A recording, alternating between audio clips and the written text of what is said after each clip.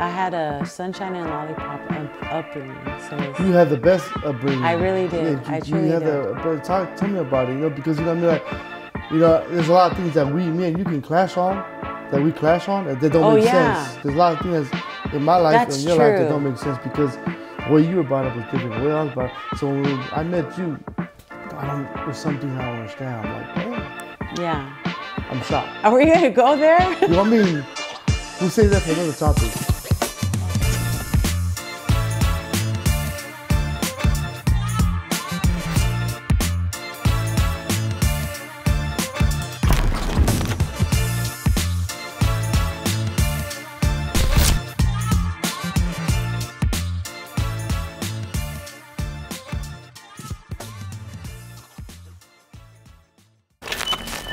A lot of the messages that we received from Instagram and Facebook was all tied into culture, upbringings. Would we raise our kids the same way that we were raised?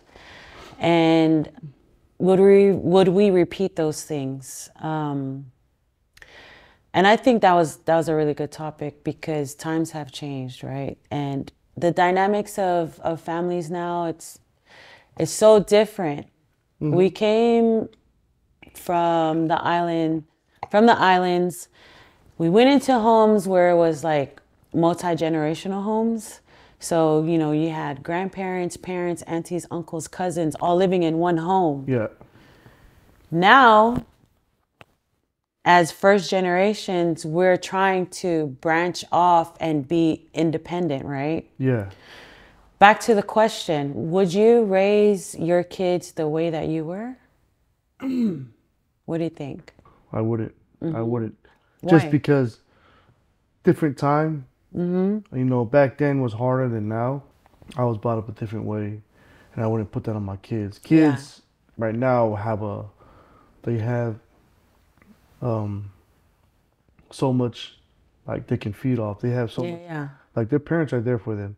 Back then, growing up, Like opportunity. yeah, opportunity wise, like for you to be struggling right now as a kid, I mean, that's something that happened back then. I think every kid right now has it, they can get whatever they want. They have access to They have access it. to everything. But see, like, when I was growing up in Tongan, let me talk about before going to Tonga, Yeah. Before going to Tonga, Back in the early, we're talking about the early 2000s. okay. The early 2000s, before going to Tonga, it was one of those. My dad didn't, my dad worked two jobs. Only saw my dad on Sunday, and that was at church. Yeah. But yeah. on, I think a lot of us polys can relate to that. yeah. And I think any religious family can relate to that part. Yeah. So, my mom, basically took care of it, but she was working too. Yeah. So our grandma was there. But see, at that time, that's when everybody in out here, the parents were doing the same thing. It was not just my parents. It was every parent for everybody that was doing that. Working two jobs. So majority of the kids were on the streets. So you guys were out in the Bay? We're in the Bay. Bay Area, yeah. Majority of the kids are on the streets because there's no parents at home. But when it came to raising back then, it was one of those like hit and parents just abuse. Did they ever tell you a reason? Like explain? There was no reason to Yeah. it. There was just basically you like whatever you do anything wrong, you get the smack, and that was it. But see, there was no communication, so you always slept with a heart, like a heavy heart. Wake up the next morning, you still love your parents. But I was always like that, though. No matter how bad it was, I always wake up the next morning, and my parents would. You forgot about it. Yeah. Next day. Next day, move on. Move on. But see, my mom, she took care of us, as in trying to work and come feed us, and my dad would just two jobs, and I said at church. Yeah. But if I were to repeat that, like, I can't force that on my kids. It just made me a better person, right? Going on the line. After that, around the early 2004, 2005, I get sent to Tonga. Was a bad kid. I get sent to Tonga. So, when you say bad, what were you doing that made you a bad kid? It was just my mom was like, I was already failing in school. I got kicked out of middle Okay. school. So you're failing in Yeah. school. And then, my mom, but my uncle was out here at that time. Uh-huh. And, man, I was straight F. Like, I'm happy my kids don't have that. Yeah, yeah. Were you like a 0.8 or I was, 1.4? I was a Like straight, what are I we was a talking straight about? F student, Okay. But So you went that way. I went the other way, and I got funny things. I got expelled. I got expelled Yeah. in middle school, and I was what, seventh grade. Police came, took me out, searched me, and I was in seventh grade. And my mom was kind of like nervous that I will end up Going to jail. going to jail at a young age. So, the following week, I go to my uncle got to Tongan. Yeah. I take that flight with him. I go to Tonga. I stay out there for 6 years. Wait, before you even go to Tonga, who were you surrounded by? Like, what was your friends like? Were you caught up in some stuff? Like, It was just a lot of a lot of nonsense. Like what kids do stuff. back Yeah, then? what kids do back then. But like I said, like I've never spent time with my parents. Right. There was See, no that's good. childhood. Yeah. There was no like what I do to my son now play catch. Yeah. There was none of that. Back then it was just basically like You're catching the punches? we're catching the punches and looking for the stick and that Yeah, was it, yeah. like. But at that time, it was just I didn't know what I was getting myself into. Okay. But going into Tonga, You're on the flight. on a flight, I get out there. You're going with your uncle. my uncle. Did you have No, any? no. Did you have any I had- thoughts like, Nah, I just wanted to. Oh, "Dang, I'm gonna go to Tonga. I'm gonna be, on the island, on the beaches." What were you thinking at that time, or what did it occur No. to you? I knew I was only going out there to better myself. Okay. 6 years out there, went to school, and stayed at my uncle's house, stayed at other people's house. I went to a all boys school. Yeah, yeah. So this is where it gets deep into culture, right? Okay. So we're talking about culture now, and we're talking about a couple of the topics. Like Yeah. we're talking about like Would you raise your kids raise the your way kids, you yep. the way you were And raised? then now this is how it all leads into culture. Okay.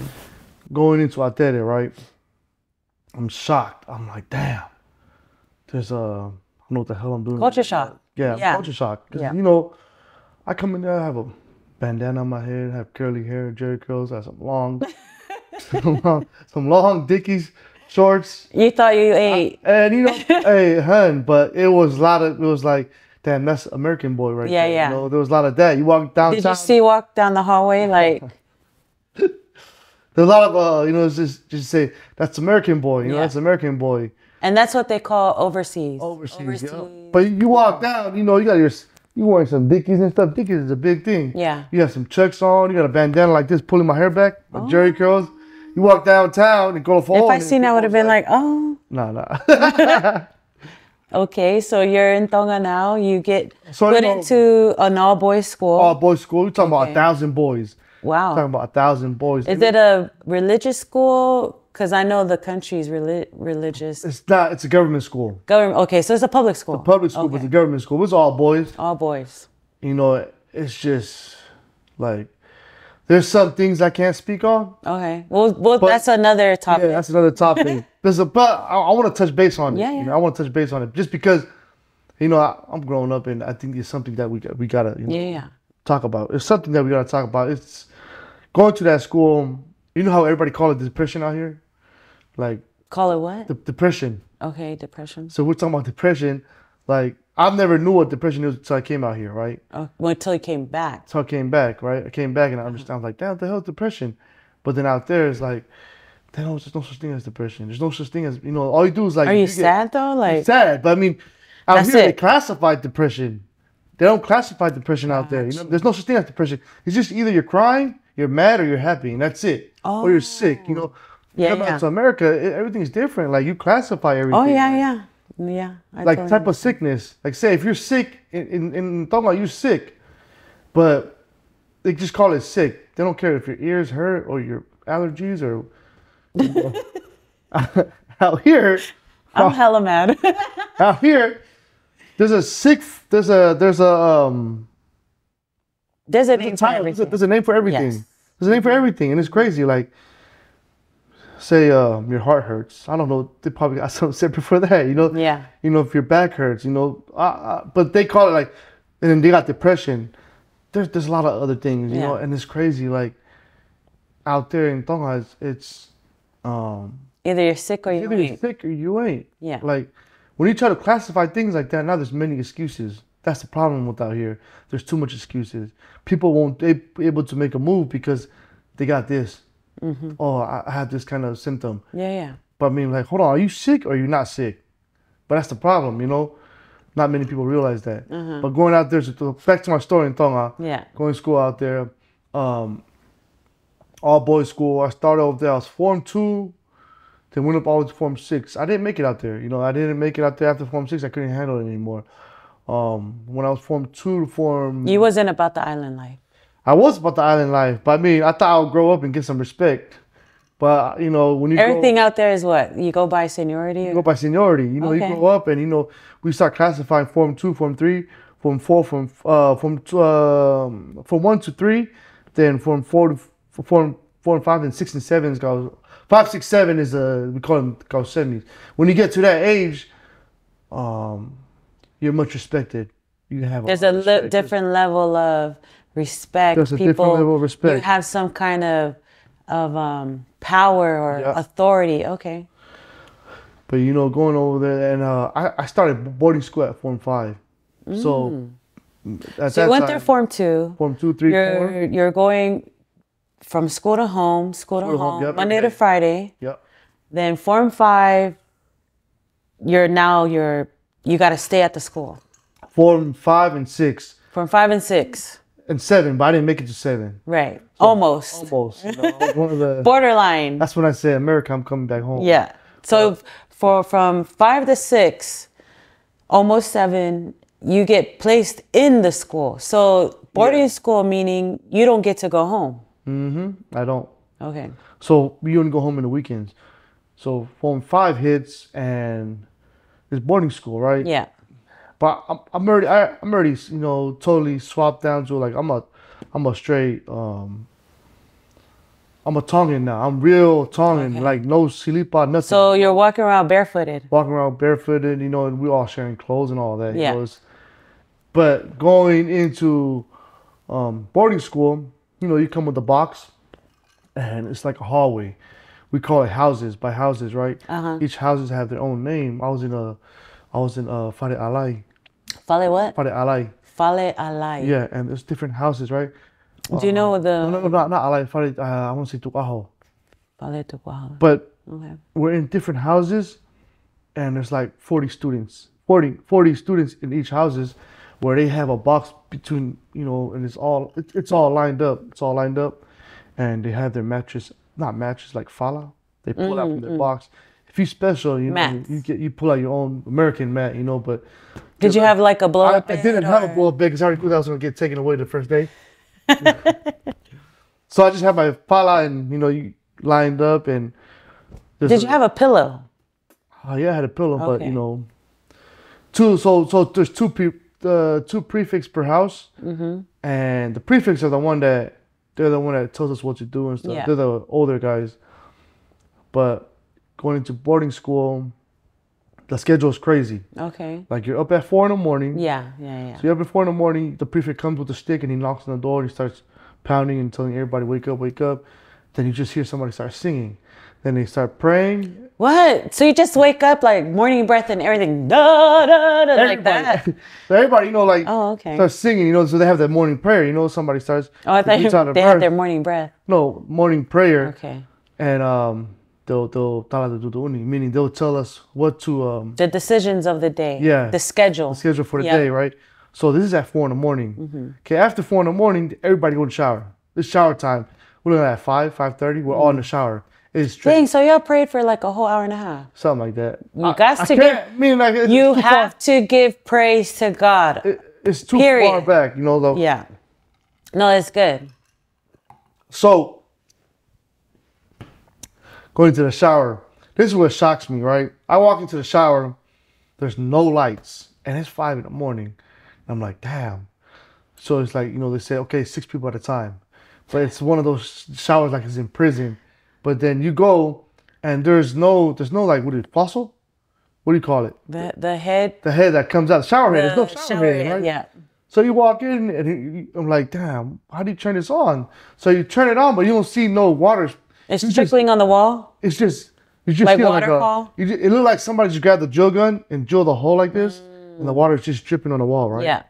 So then the guys next to me was like, oh, no, go turn your toothbrush over. You flip your toothbrush and you poke it, then all of a sudden you get some pressure. That pressure hits, like, oh, snap. Yep. But I've never seen that before. Like, it's culture shock. Then you come back, it goes, long story short, goes deep, like you go up there, your towel's missing. There's a lot of stuff that's going missing, But I mean, I understand, kids out there don't have it like how we have it out here. Right. So things go missing, like you come to your box and you'll be surprised that your shirt is not there, your pants not there, And when stuff like that happened to you, you can't complain about it. Yeah, I was just about to ask you, did you ever go and report it? When something kids out here, when something happens, they go tell the teacher, or what did you do? So you can't report it because you will report it, but like good luck. Good luck for something to happen. Yeah, good luck, because that's not gonna, that's gone. Too bad. Yeah. So they say, what's yours is mine, what's mine is yours. Right? After so it's like a brotherhood. 5 to 6, then 6 o'clock we're in breakfast, soup or rice. Yeah. Breakfast, you bring your own plate and everything. You walk over there and they get a scoop. It's just like prison. I've never been to prison before, but when I see the stories behind it, it's like that, But I think prison got it better. Yeah. If prison got it better. No, I don't know. I'm just saying, I think prison got it better because.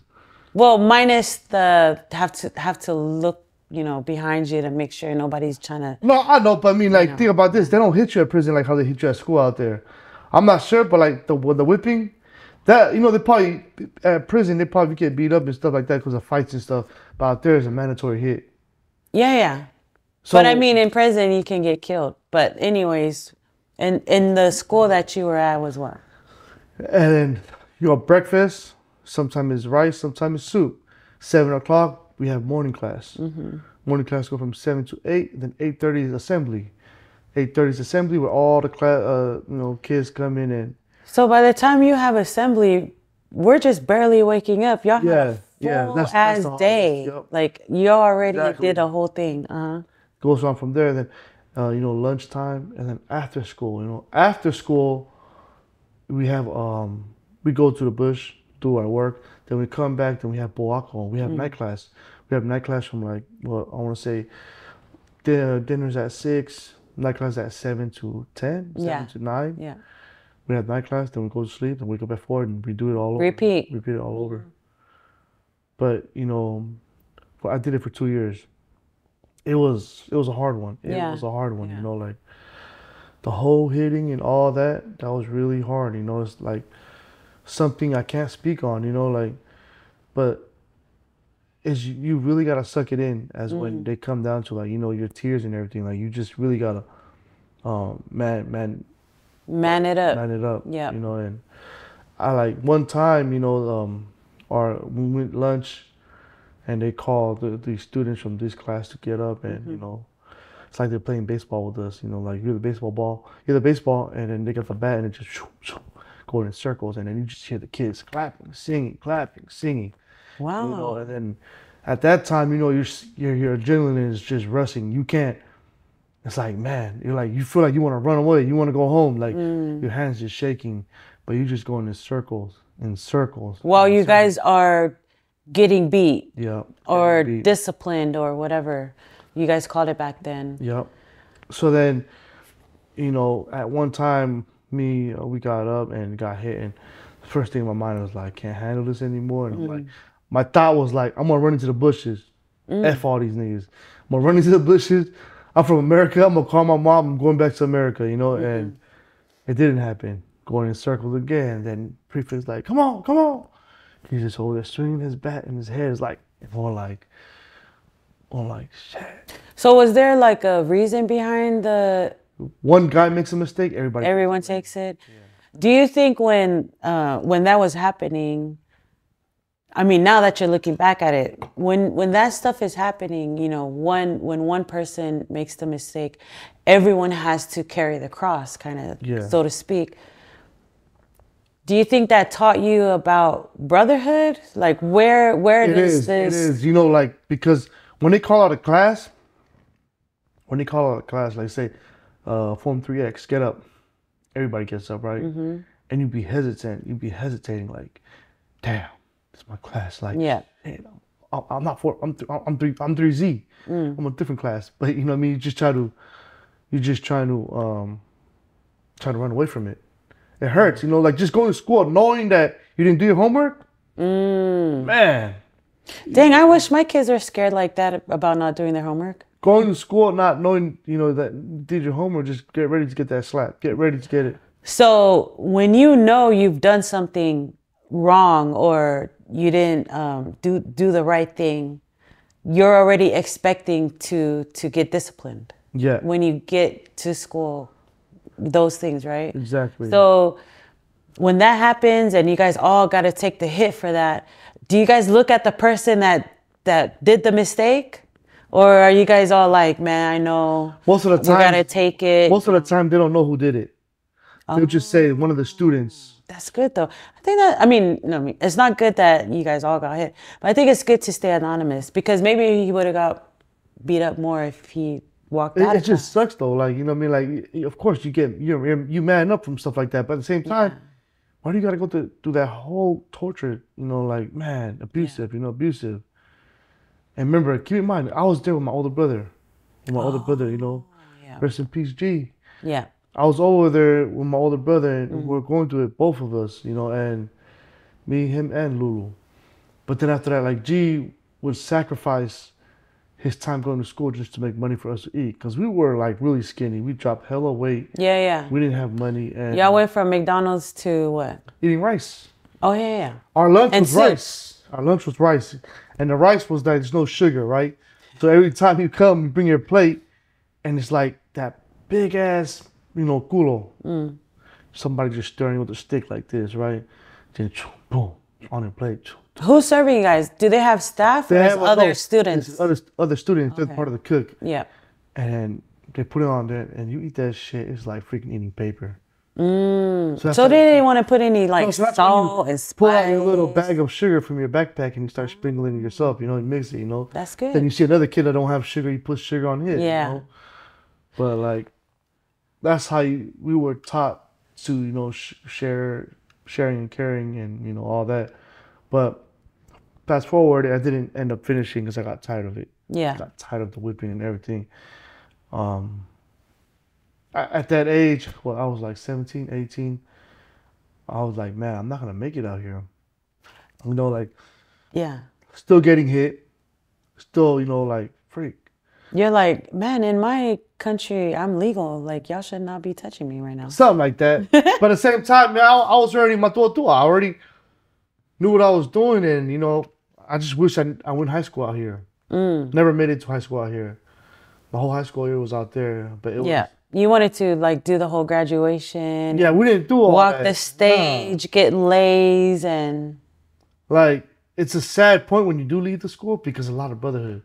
When it comes to graduation day, everybody's crying. Yeah. Because, you know, we all break apart. Yeah. All break apart. I was just about to say that, you know, I think it's a psychological thing when it comes to a group of people or family or friends, when they go through the same hardship, there's that community or that connection that keeps you guys like loyal to each other. You know what I mean? So even though you guys are going through all discipline, waking up at this time, got to do this the right way, whatever.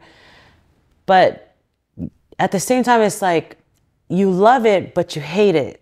You know, there's like this loyalty to that because you guys all experienced it together. So when you guys actually like leave and break out from it, there's that, you know, I got you no matter what. If I see you anywhere, it's for life. You know what I mean? Like, is that how that's how it is?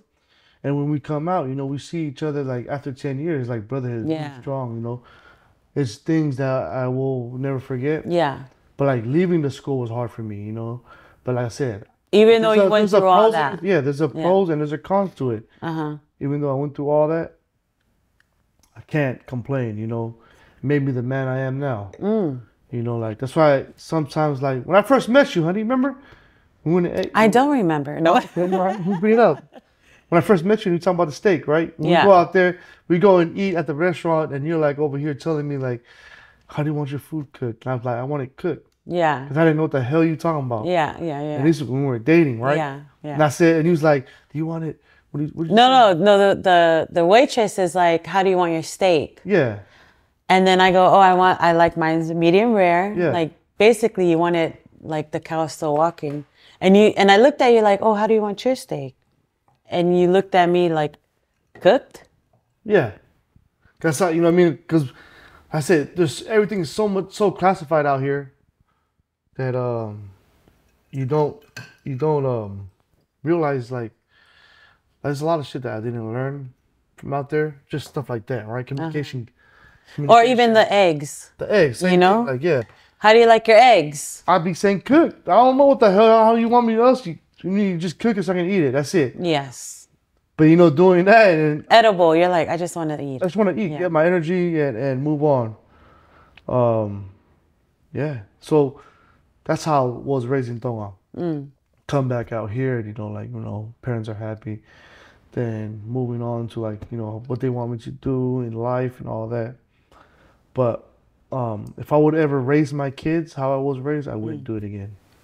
I would not do it again. You wouldn't do the same thing that you did, even though you learned loyalty, Yeah. you learned sacrifice, you learned brotherhood, you learned love, you learned respect. You still wouldn't put that on your kids. Why? I wouldn't do it because of this.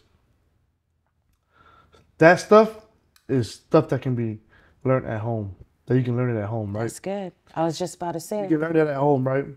But because remember back then, my parents were too busy working. We didn't have you know Father and Sunday, Mother and Son. We didn't have none of that. Yeah. You know, it was just going to church. So that's the reason. So why I it's said, home, church, school, Yeah. home, church, school. cause us kids to be like, we don't know what the hell we're doing. You know what I mean? And we go to church and listen to somebody speak a different language, and we're like, oh, they're like, okay, let's go to the parking lot, man. Yeah, Go yeah. play some flag, you know, catch, tackle football. We didn't have all that. So then what happened? You get mean the sent to Tongan. relationship? You didn't have We the didn't have that relationship. that relationship. Yeah. So now I can give that relationship to my kids. Okay. I can tell them, you know, like, hey, I can teach them that self-discipline can be taught at home. I can teach. I my like kids, that. I can teach Yeah. my kids that. You know, I don't need to send them. So it's not necessary for you to send your kids back to your homeland for them to learn those things, right? Mm-hmm. Okay, that's good. Yeah. So I'm saying that I wouldn't do it again. I said different time. Wait, you wouldn't do it for them, or you wouldn't do it again? I'm bringing it as an example. Like I wouldn't put my kids in that situation that I went through. So it's a different I time. don't even think your kids can handle that. I don't think anybody should do that. Oh, okay. If I was speaking in general, I don't think anybody should do that. Here's the reason why. Different time, right? Yeah. The problem about going to school in Tonga is they teach you how to survive. Right? They teach you how to survive. They teach you how to survive when you're struggling. Okay. Hey, no damn kids out here struggling. Wait, hold up. I mean, probably, but the percentage. If I'm looking at percentage wise,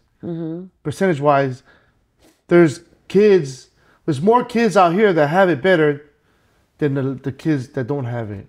You know, what I mean, I can't speak on the kids that don't have it, but the way I see it, you know, the way when I see the variety of kids, you know, all these kids have it. You know, Okay, like so when I'm talking about struggle, I'm talking about living on the streets. Yeah. So back to we're speaking on our experiences, right? Okay. Right. So because we don't know what other people are going through. And then we're going to go back to you wouldn't send your kids back to Tonga because I liked what you just pointed out, saying what they teach you out there is survival, Yeah. right?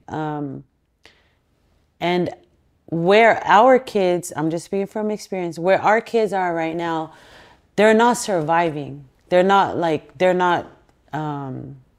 lacking food or lacking water, stuff like that. So it doesn't make sense for us to send them back to Tonga to go in survival mode when they're not lacking any of that, right? Yeah. Yeah. And not only that, it was like they teach you all that, right? Mm-hmm.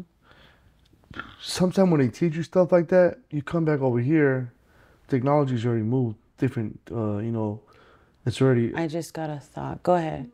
technology's already expanded, move forward, and like we come out here don't even know how to use that. Like damn, then we come with our other mind, like damn, this is how we do it in Tonga. Then the guy out here is like, oh, we don't do that. You're fired. I have yeah, I understand where you're coming from. I just want to rewind it back just a little bit when you said when we come back out here, we have survivor mentality, right? And that hit me because I'm thinking about when we do come out here and we're on survival mode, we start acting like survivalists. Yeah. Right? Like when we're not. When we're not, like we have water. Yeah. We have access to water. We have access to food. Yeah. We have access to shelter.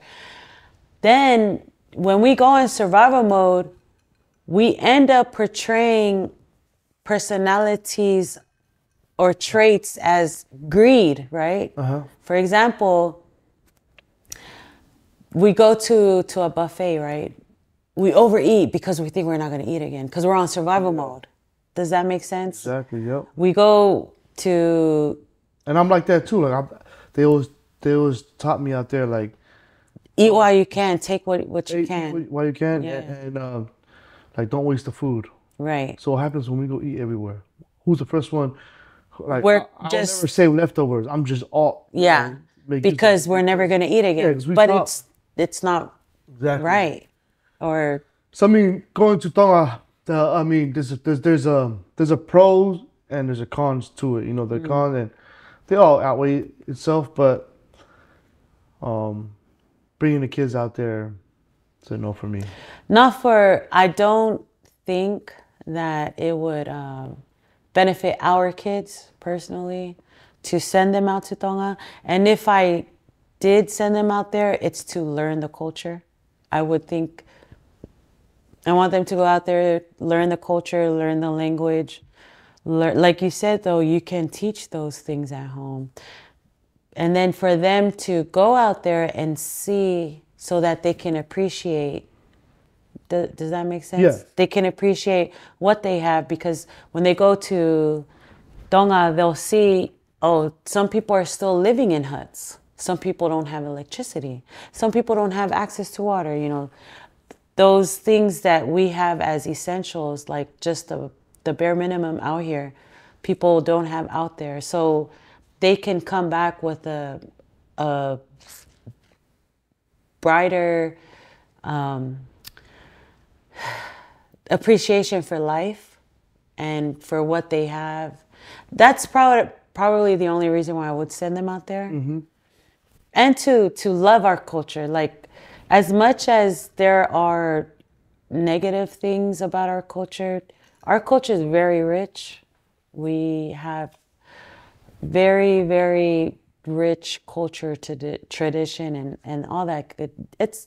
There's good stuff, it's good stuff. Faith, Tonga, our heritage, goes hand in hand. What do you think about, so we've talked about sending our kids to Tonga, and that's something that we wouldn't repeat. I wouldn't, let me just finish off with that. Yeah. I wouldn't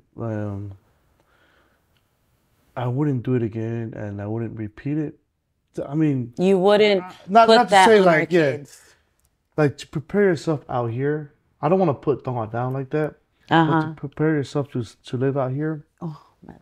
those are basic essentials that you can do at home. What they do in Tonga, you can do that at home. But at the same time, you gotta realize that um, there's a lot of stuff out here they don't teach in Tonga. There's a lot of stuff that we do out here that they don't teach in the island. That like you don't want to be that person left out when you come back Mm. from the island out here and it's time to take on that opportunity. You can't take it because you lack it. Yeah. You know what I mean? And that's a problem. Like we gotta go understanding how far you're gonna go in life, like what you're gonna do in life. So basically, like there's a lot of times that I miss my opportunities because, and let's take it even further. Let's say about like trying to be humble, right? Mm. Let's go with humble, and when you say humble, um, we sometimes mistake it for like when we try to do too much as being humble. You know what I mean? Like say when somebody offers you something, right, and you be like, no, no, no, no, no. You know what I mean? Like, but when you do really need it, you don't say, okay, I'm hungry. Thank you. You don't say that. You just come with a mentality like, no, no, no, it's okay, no, no, because you try and play too humble. So you end up not eating it, and the next person eat, Mm. and it's come that can exactly go down to job opportunities. Job opportunities are like that, Yeah. like say you and another guy is in at a job and get promoted as another as a supervisor, and you don't. You play the humble card. I paid a humble card and be like, the boss comes up to me and be like, hey, Rich, you two apply for the same position, but you did first. You want to take it? And here I am. I'm from Tongan. I'm like, hey, You want to play the humble I'm card. good. Hey, man, you go ahead and take it, man. You need it. Yeah. I go ahead tell my boy like, hey, man, go ahead, man, take it. Man, you need it. You got kids. He goes, he take that position. He get paid more than I do, and I'm like, I'm screwed because I played a humble card. Mm-hmm. Because they taught me that. That's some things I gotta unlearn. Mm. Humble is being good, but being humble at the right time. Yeah. So I really think like it messes up with confidence and everything. Like those are some things I gotta unlearn. Like when an opportunity comes, you gotta get on it. Yeah. Because if you miss the opportunity, like um, next person's gonna eat. Don't play that humble card because a humble card is just gonna you're just gonna lose your opportunity. And out here in America, it's a battle for everything. Mm. Whoever wants it gets it, but you can't want it if you keep playing too humble. Yeah, I also think though too, when it comes to work ethics, I mean, you said, out here it's about, if you want to eat, you got to go out there and get it. At the same time too, I think because this is the land of opportunity, right? Yeah. We come to America, our parents brought us from America because they thought this is a land of opportunity. We want this for our kids. When we come out here and we see all this, yes, I see where you're coming from, the competition. There's competition. If you want to eat, speak up. This. At the same time, there's a mindset that when you don't say what you're about to do. A lot of things out here happen because of action. Yeah. Action speaks louder than words. So I understand, don't play the humble card, this. But I mean, it's a thin line. It's a thin line when it comes to our culture. I think humility and then pride are kind of on borderline because sometimes we say, oh, we're playing the humble card, but then really behind the scenes, it's our pride that won't actually humble us to be like, hey, I need, let me take it, because our pride is like, no, go ahead. I'm good where I'm at. Yeah. So what you think? There's a lot of things out here that we do that's wrong. That's totally wrong, and we just hide it under the table. A lot of our young people don't even see it. We don't realize it. I didn't realize it until I finally opted out, and there's a lot of deep things that we gotta look into, and if I was to speak on it, it's crazy that we do the same thing that we do in Tonga. Do the same thing. We come out here and like we try to repeat what we're doing on Tongan. It doesn't make sense. I've been a choir director for the church for many years, in the culture and everything, and going through all that, I was stuck with nothing for my kids, nothing for my wife, for you, or the kids, and I chose my ways to like opt out because I went home left empty-handed every single time, and then, but like, I don't want to get too biblical and stuff, but the way we do things out here is way overboard because um, a lot of times it's more like we're doing it for our elders. It's not for us. Mm-hmm. Like I said, I've done choir director in the church for many years. Doing that, I'm almost at church almost every day. It's another job. But at the same time, you go home empty-handed. What do they say it is? They say it's a blessing. When you say empty-handed, are you talking about like pay stubs? Like you're not being paid for your time and efforts? Or are you talking about you're depleted, you're tired, you have no energy? Like, what are you talking about? That, no energy, I'm depleted. I can't spend time with my kids. It's, most of the time I'm at the, at the church trying to teach, trying to make, do it, make sure everybody's happy and the sound comes right on Sunday. And like if we want to talk about this, let's jump into this topic because this is something that um, I went through, Mm-hmm. and I can probably say a lot of people have went through too. Mm-hmm. And what is it? Holding our kids hostage. Mm-hmm. I know it sounds kind of wrong, but holding our kids hostage is a lot of things that poly parents did to their own kids. We don't Okay. realize it. And when I say holding your kids hostage, this is a really sensitive topic to be talked about. Mm-hmm. But let me just say, I'm gonna bring it out so we can all, like I said, I mean, we want to do an open discussion. I'm not trying to prove a point, but holding our kids hostage is more like having our kids um, do something to represent the parents. It's a good thing, and there's a bad thing about it. Because sometimes you hold your kids too long, they're not able to go spread their wings. Why you want to fly like an I eagle? want to fly like an eagle. I want to fly like a falcon. Nah, but I'm just saying, like, yeah, like, remember, I've been doing choir. I did it. My dad was a choir conductor. Can't, Yeah, I love he my dad. I love my is. mom. I love my dad. And But at he's the same been time, doing it for he's how still many doing years? it, What, right? over 20 years? Oh yeah, over 20 years. But Yeah, he's much still doing respect. it. We all played in a band, all of us. Yeah. Cause you know what I mean? Like my dad, he was the choir, he was the band director. We all played in a band. But at the same time, I had to opt out because you know what I mean? It was for the better of him and what he was doing. I'm gonna have to, Go ahead, disagree with me. yes, But I was just saying, let like, me be the opposer. And let me give you the reason why. Because here's the thing. When our parents, remember, you're first generation, right? Your parents are coming from the island already. okay, hold on. I know what you're talking about. You're saying you can't blame them because that's all they know. Is that what you're gonna say? No, We're gonna say, go ahead. no, no, go ahead.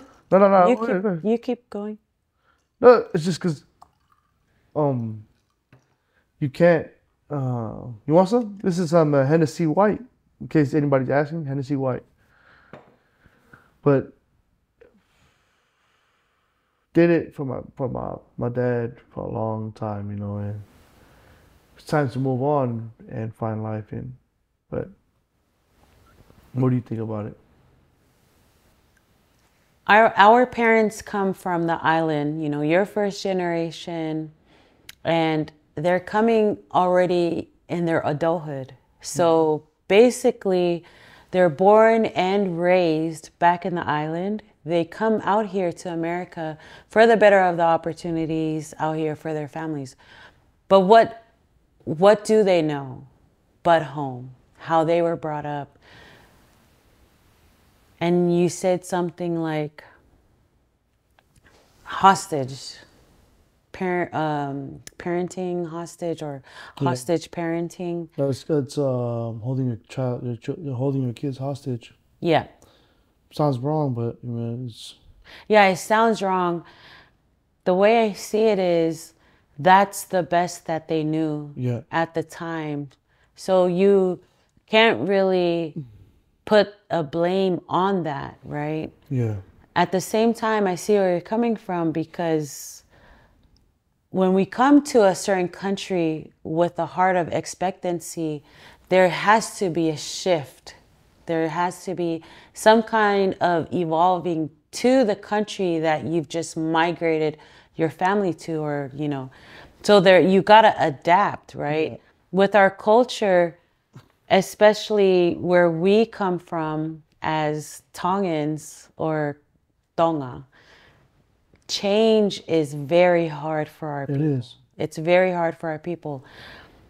So that's why I think what they did was the best. The change has to come with the next generation Yep. that's been, you know, born here.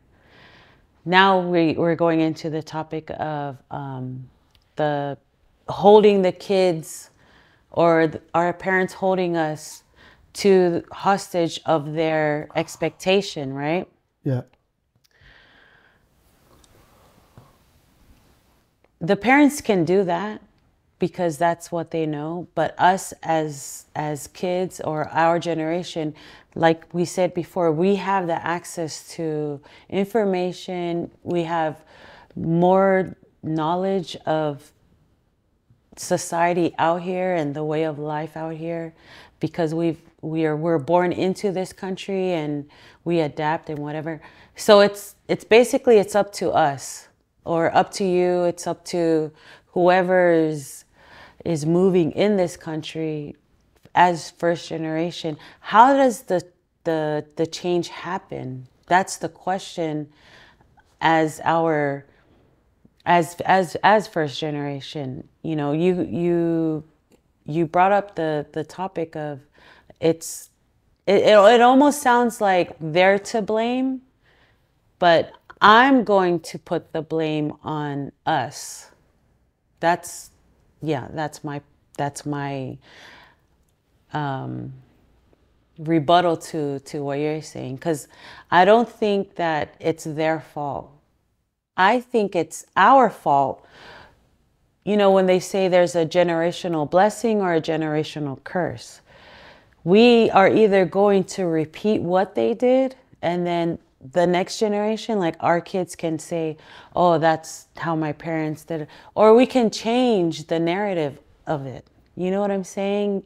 So when we see other young couples or young people in our age repeating those things, everyone has a different perspective. It could be to them it's a blessing, and to us it's a burden, you know. So where do you come in that? so see, like you said, if it's our fault, right? I can't say I had to disagree with you on that because if it's our fault and we're doing the same thing over and over, but you said change the narrative, that's Yeah. me, right? Yeah, the way I see it, it's like change the narrative. Yes, our parents came in a certain way and they want us to do a certain thing the way they want to do it. But we just finished talking about change, though. Right. Yeah, So we have to change the narrative. yeah, but if we change the narrative, they won't allow us to change it. That's a problem. Like every time, in order to improve anything, I don't know any other churches, but you know, in my experience in churches is like the young generation can't change nothing. Well, it's not just with church, family dynamics, Yeah, siblings, and like going into the work field, whatever. Because without that one person standing up to seeing, you know, usually, what did it say? Everything goes with the majority, but there has to be that one person that just is just different. And then everyone starts slowly seeing that, you know, the bigger picture, because someone has to make the change. Someone has to come out and be different and do the change and then slowly follow. I bet you anything, it started with one person coming to America. Then each parent followed. Oh, that's probably the better way. Then they started migrating one by one. It wasn't like oh, we're gonna do this as a collective society. We're gonna do this as Tongan people. We're all I gonna mean, migrate. It started off with one person just going against the grain. but I can't say that the change is never gonna happen. It's gonna happen, Yeah. but with us, our Tongan culture, like we're still far from it. You know, it's gonna happen probably. Yeah. You know, another decade, and you know it's gonna be there. But like it's because a lot has to do with holding the culture. A lot has to do it. We have to hold the culture. So we rather take holding the culture than understanding. Understanding what? Understanding like This culture? The American culture? no church. Let's talk about church. When you go to Okay. church, right? We have to hold the culture. Better for us to hold the culture than to understand what the person is saying in the front. Well, when it comes to the church culture, we have to remember it's a whole collective. It's different families from different age groups, from different statuses, all having one common ground. That common ground is God and Jesus Christ and the Holy Spirit. So you have this whole body, it's a whole body, right? And you're placing it into what? One people. One people. What do you mean one people? When you're saying, let's talk about the church, That and because the church will never change. yeah, but I'm just saying like for understanding, right? What? Because you're saying like in order for us young adults or young couples that was raised out here to go and understand what they're saying, we rather do the culture, what the older generation is doing. You know, let them understand it, and then not us understand it, but hold the culture. That's what I'm trying to say. Like, yeah, you know, eventually, like there has to be some kind of communication, understanding, to where, you know, the culture is gonna die out soon. You know, it's getting to that point where it's going to, you know, it's gonna get extinct. You know, but That's very powerful. that is no, it is. It's going to that point.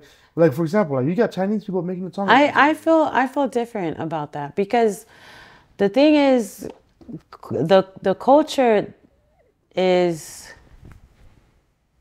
you're I think you're talking about church culture, right? With us, I think where we're going is we're going towards tradition. I think with the traditions that we're used to back at home, our culture is beautiful, right? Our culture, but the tradition, culture and tradition are different, are two different things. When it comes to the culture, that's our ethnicity. When it comes to tradition, that's our tradition is something that, like rituals, when we do the fahu thing, when we do thing in the church, when we expect after your dad finishes, you're expected to take his place. That happens a lot. Like I think it's a tradition thing, and each family has its own tradition, even though we're all in one culture. So I don't know. I think with the when it comes to the church, it's run by tradition. I don't think it's run by culture because our culture has Okay. I see what you're coming from. with our culture we emphasize, or we have the four pillars, right? The four pillars are respect, loyalty, humility, and tauhiva is like a mutual obligation. That's what we hold our culture to. Tradition is like this. Okay, for an example, since my dad's a pastor, my brother is expected to be the next pastor. Or since your father was the choir conductor, one of the sons are expected to be the choir conductor. The tradition part of it is you can't leave the church because we're tied to this. Your parents went to this, your grandparents went to this, your aunties and all your... It's more of a tradition than a culture. I think Totally. No, this is what I I think. agree with you on that. I can agree with you on that. And the problem with tradition is tradition's man-made. It's a thing that we all, okay, today we're gonna all bow down. Like me and our kids have a tradition. Every night we say the same prayer every single night, and they know it. Once it hits 9 o'clock, we're gonna say this prayer. That's our tradition. That's our family tradition. Our church culture has made a tradition to this is how it's gonna be. It comes in seniority. The elders are going to speak, the middle people are going to do the work, and then the youngins just have to listen regardless. Whether you have your master's, your PhD, whether you're NBA player, whatever. But so you have no voice. You have no voice. No matter what standards. No matter what. Because by seniority. By seniority. And then the culture comes in because we have the respect, this. So it's like there's that grid, the food chain. We're like a food chain. We are a food chain. Sure, but we're the shrimp. We are the shrimp. That's shrimp. That's the problem. Like, we gotta change that.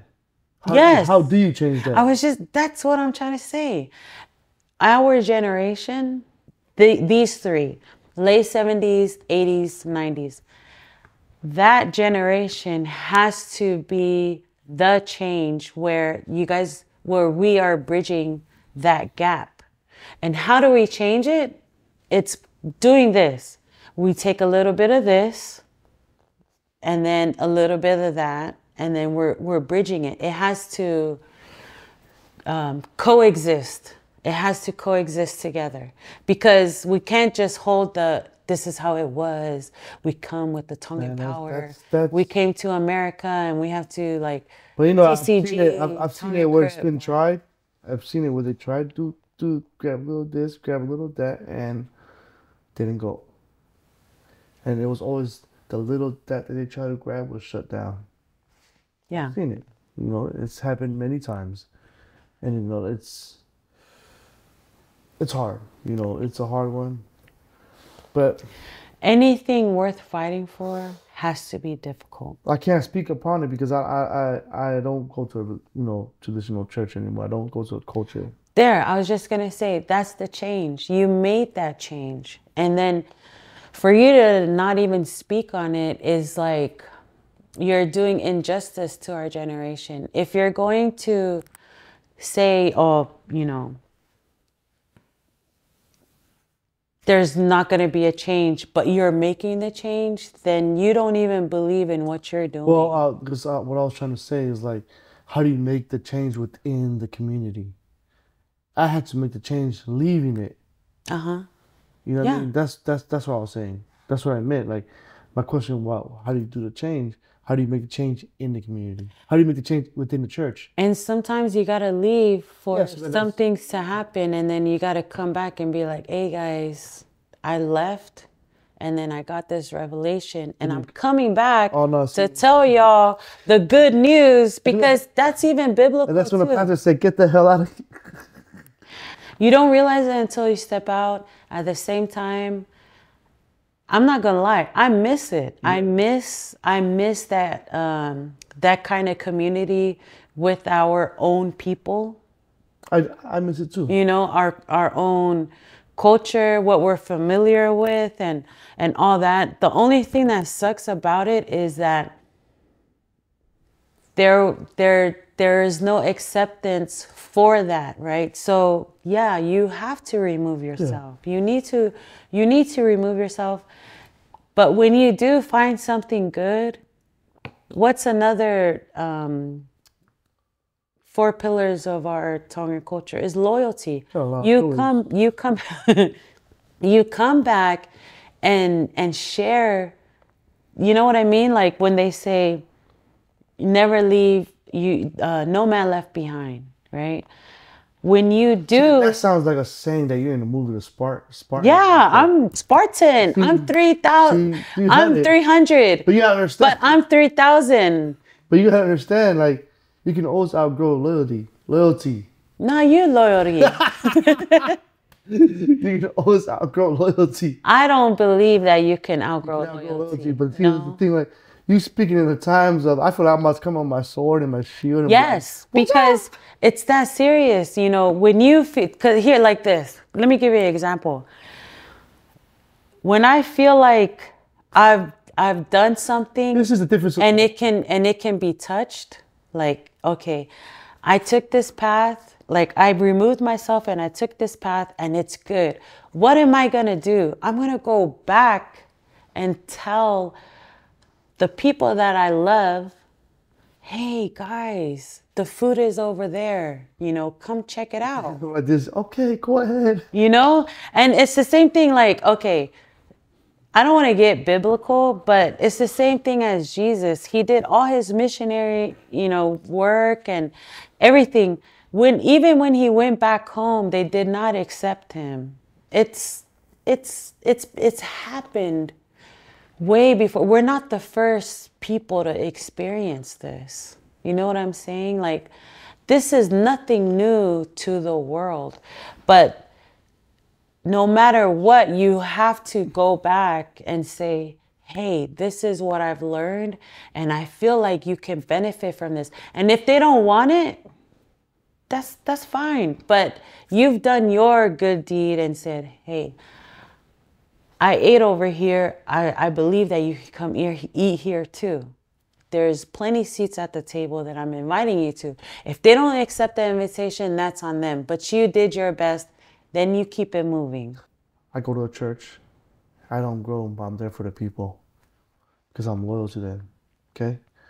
Do I continue to stay over there and not grow, but just be with them because I'm loyal to them?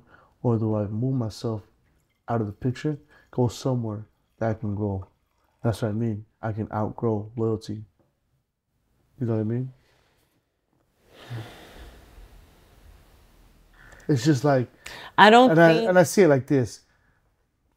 You know, we go to a church, right? I hate using examples of church, but I know. I'm like, we go somewhere. damn, did you go anywhere else other than the church? I grew up in the church, but let's say we go anywhere, or like, you know, as a group of boys, or I was like, damn, these are my guys, man. These are my boys. We're kicking it. You know what I mean? Like, but we ain't getting anywhere. We're not getting anywhere. How do you know that? Hold on. But I'm just saying, like, when you say how do you know that? It's just we're not, like, man, we're doing the same old thing, same old, right? Same old, repeating the same old thing, like drinking that. We're not getting drinking. anywhere, right? I know. I'm not knocking anybody. Okay. I'm using this example, you know, drinking the same old thing. Then after that, you're like, damn, I feel like I'm doing, you know, you want to grow into being a better person, but then that's holding you back. What's holding you back?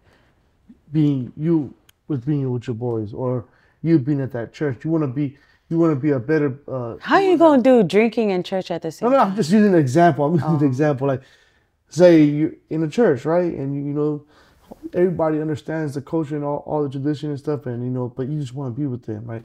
Then you have loyalty. You get that loyalty. Then I'll say this. Can I say this? Then you weren't there for God. You were there for the people. That's what I'm saying. Okay. You can outgrow. Yeah, but that's my example was like, there's something holding you back that you can't understand the language. There's a language barrier, right? But you're there because of the people. But then after you're still there, like, it's holding you back now. The people's holding you back. Your loyalty is holding you back. But then there's that barrier. You don't understand. How do you understand God if you can't even understand the communication? Wait, are you talking about you or? Oh, I'm general? talking about as an example. Like, I'm talking about, like, because if we're going to, like, loyalty, you can outgrow your loyalty. You have to outgrow your loyalty, because if not, you're gonna be stuck being loyal and being left behind. I believe loyalty is this. Once you've made a pact, it should not affect your good loyalty, right? Should not affect your faith, should not affect your family, should not affect your income, should not affect your status. It's like a unspoken pact. And when it comes to loyalty, a positive loyalty, I want you to win. I thought you were gonna shake my hand. I'm trying to think of an example. Okay, I'm gonna bring an example. My sisters, right? We all are on different stages in our lives. We are in different countries. We are different ages. We have different marital status and different culture. We even have different religion. But the loyalty that we have for each other outweighs whatever dynamic that we are going through in life. Because at the end of the day, we love each other and we want each other to succeed. Does that make sense? It does make sense. That's then the answer is that then that means the first time you were there because you weren't there for God. No, I'm talking about loyalty. No, yeah, but because that first example that I brought up, and you said, and you answered, and you said because they weren't there for God. Oh, church. Yeah. Church. Okay, we're going back to church. That's true. Yeah, and my idea on that is my thought on church, right? If we're gonna let's take it back to church. Let's take it back to church. If you're not there for God, everything else is rubbish. Yeah. Everything else is trash. The thing that I want to speak on when it comes to church, it has nothing to do with culture, it has nothing to do with status or even the people. If you're coming there with a heart, with an ungenuine heart, then whatever you're going to find, whatever you're looking for, you cannot find, period. You can go to church for 20 years, but if your intentions are not pure, you're done. Why you want to laugh at me? Because, you know, some people go to church in the thought of title. Yeah. You know, some people go to church in the thought of, oh, I want to be committed and show my parents, da da da da. Some people go to church because, oh, I want to be the next, I don't know, whatever in the church, or I want to go to church to be respected as this, and this. And the reason why I don't like to touch on church is because I feel like in order to talk about church, like, let's talk about God first. If you don't have that intentional relationship with God, the church stuff is just, it's people. It's people. You're not talking about church. I mean, you're not talking about God. You're talking about the people. Yeah, it was, you know, I mean, it's just because, you know, and I don't want to talk about the people of the church. We went through tradition. We went to, you know, because most definitely. We're talking about culture right now, right? Yeah, most definitely. We went through all that was through the church. That's the reason why we started getting into it. Yeah. I mean, let's take it off now. Let's move on. I don't want to talk about that too. You know, it's a sensitive topic, but, you know. Do you feel like that the reason why it was like a hot topic in your thoughts, do you feel like you were like hurt by the church, or? Wasn't hurt. It's just like I was doing a lot of things in favor of other people. Favor of other people, you know, like doing a lot of things because of this person, because, you know, like, and I just didn't feel it, you know, like it was all competitive. A lot of competition going on. A lot of competition, especially in our party. Who has the most money? Who can do the better song? He can do all that. But, you know, who can throw down the most tidings? Who can throw the most tidings, you know, and no, it was like that, you know, and the pressure was there to keep up. Pressure was real. See, that's why I don't want to touch base. I thought we were gonna move on from church, but I mean, let's go there. I mean, I mean, It's just I didn't feel like, like spending my whole life inside of it and leaving you guys at home like that was like was a no for me. Our traditional church style of going to church was men's on this side and ladies this side. That's Yeah. how it was. How do I walk into church holding your hands? Because that's not in our tradition, right? Hold my hand. I mean, yeah, but then after we go start separating like this, then and it was like, oh, We walk. and I was like, oh, No, you're hella fake now. oh, no, I'm just, like, and then you'd be like, honey, just, hold me. And I'd be like, honey, hold on, because, we're at the church service. See? Like that, right? And then, like, it's, I can't, as much as we want to hold hands, I want to sit with my family. Hold your hand. Sit with my family in church, so, put my arms around you like this. Or like, you don't need to. I can't. Jesus got me. Because it said, go over there and sing the tenor part. Then they're going to look at you and love, go sit over there with the ladies. Shut up. Then that's when you guys start gossiping. Oh, hell no. That's when you guys like, no, that's why. Don't go there. No. Honestly, that's why when I did go to our Tongan church, it was in and out. Yeah. Straight up in and out. It's like, don't even stick around, because you got to get there, get your grub, and just exit. Yeah. No one has time to talk about who had the shiniest sequin. No, I'm just kidding. Anyways. Okay, so culture. So we've talked about and asked me about mine, which is okay, it's fine. I had a sunshine and lollipop upbringing. So you had the best upbringing. I really did. You had but tell me about it, because there's a lot of things that me and you can clash on, that they don't make sense. There's a lot of things in my life and your life that don't make sense because the way you were brought up was different. The way I was brought up. So when I met you, there's something I don't understand. I'm like, damn. Yeah. I'm shocked. Are we gonna go there? We'll say that for another topic.